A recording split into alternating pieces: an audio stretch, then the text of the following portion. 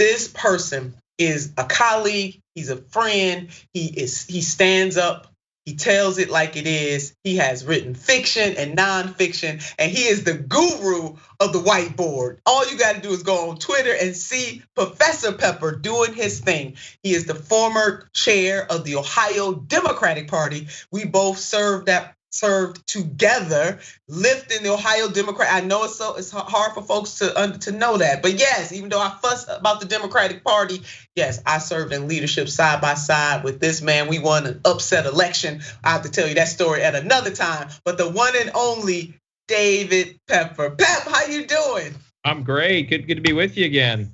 Oh my God, it's so good having you here. I'm gonna have to have you on regularly. Next time you come, you got to bring the whiteboard.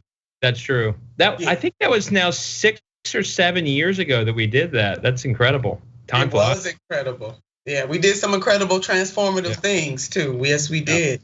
So Pep is he's not there now, but he hails from the Queen City of Cincinnati, the Natty as we call it here in Cleveland. But so glad to have him on. So now, Pepper, you do a lot of whiteboards and all of that kind of stuff, and you contend, because this is what your book, you contend that one of the greatest threats to democracy is the shenanigans, my words, going on in the state houses across this country. Ours is the poster child. The Ohio General Assembly is a poster child for those shenanigans.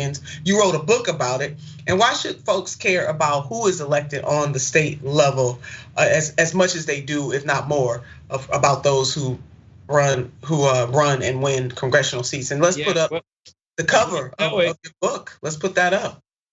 Thank you. Well, you know it because you fought the battle that it's the states and state houses that shape our country's democracy, frankly, more than Congress.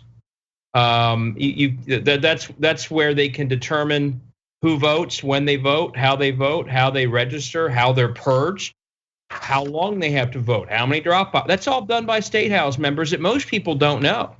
And then they also, in many states, are the ones who draw the lines, the districts. And so they can choose, do we have a competitive democracy where the voters have a choice?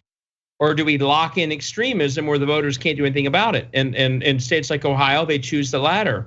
And so one of my eternal frustrations is that the far right knows this very well. And they have focused on these states and state houses for years. And you saw it when you were there. But on the pro-democracy side, which I hope is more than just Democrats, it's a broader spectrum. We kind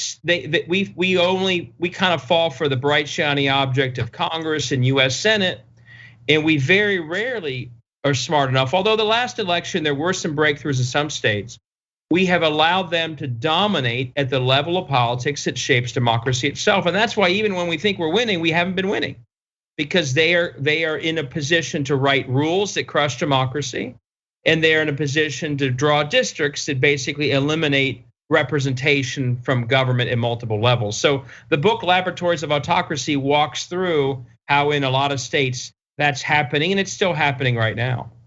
Yeah, it is, and you took the words right out of my mouth. I mean, one of the other questions I had was about that bright, shiny object as known as the Congress, and how most media outlets, especially national, they really gravitate and are so fixated on the federal level. And you remember the first big shellacking, and I'm using President Obama's words, that Democrats got. That wake-up call was in 2010, where over 1,000 seats were lost, from the Congress, the state houses, governor mansions, all over this country. And you would think that we, especially Democrats, but you're right, everybody should care about whether or not we have a robust democracy. But Democrats, as a matter of practical and tactical, would have gotten a clue about that, but they have not. And so we find ourselves with, especially like in our state, Republicans have a supermajority. They had supermajorities when I was there. They have even more of a supermajority right now, and they are able to really turn back the hands of time,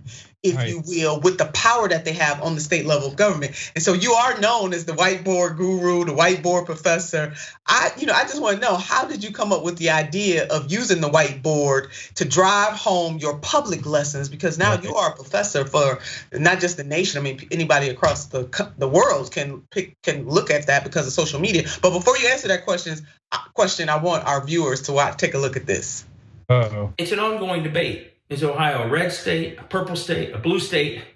The answer will tell you from Ohio is it's gotten harder to win. You have to run a perfect race as a Democrat to win Ohio. But a lot of the reason it's gotten harder is that we're a rigged state more than we are a red state. And I want to walk through the math of that real quick, because there's a current bill in front of the governor on his desk that just passed the State House and Senate that shows how brutal the math is when they start suppressing Ohio voters. We are a rigged state more than a red state. And I know we're running out of time, and that's why I'm going to have you back. But yeah, why the whiteboard? Yeah, I didn't mean to start this thing, but one day I was so frustrated about one thing that was happening. I thought this whiteboard can explain it well, so I used that, and I can tell almost immediately people gravitate to that. But I want to say something that's very clear that I think it's lost. I want to make very clear.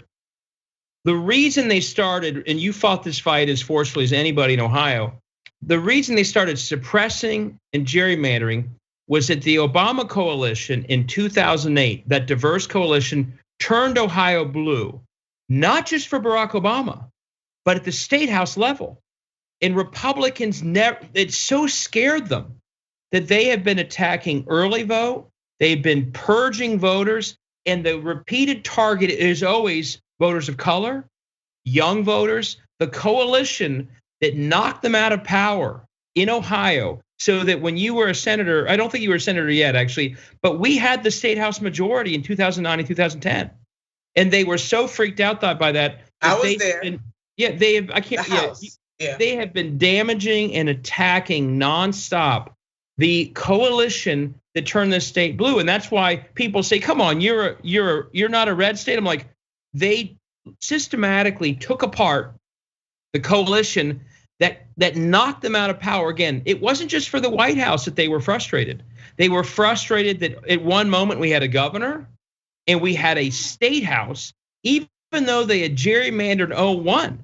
We won the state house in 2008 because of the Obama coalition. So the thing in that whiteboard I go through, and what the good thing with the whiteboard is I can go through numbers and explanations in a way that often get lost otherwise. People like to see what you write up on a board apparently, but it's not just been sort of random voter suppression. It's very specifically targeted, and that is the parallel back to Jim Crow.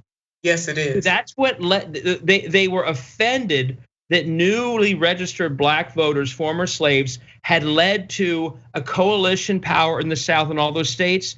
So they directly targeted that population in the 1880s and 90s, and this was my first whiteboard is about. And the pattern couldn't be more similar in a lot of states, whether it's Georgia or Texas or Florida, Ohio. It's specifically aimed at the Obama coalition. I call it, it's the next generation now, but that's what they've done. And the whiteboards and other things I've written try and explain that to people. And by the way, one of the reasons why the censorship is so dangerous in banning of books is they're trying to erase the parallels that are otherwise so clear once you dig into history just a little bit.